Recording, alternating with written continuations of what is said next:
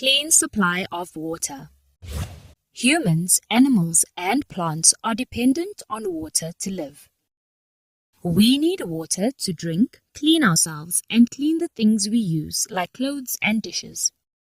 Because we are so dependent on water, it is very important for us to have a clean supply of water to use.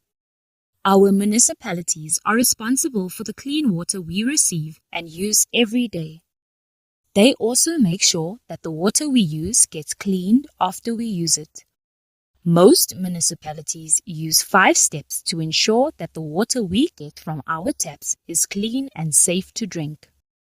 The first step is screening and removing all of the big pieces of pollution, like tires and plastics from the water.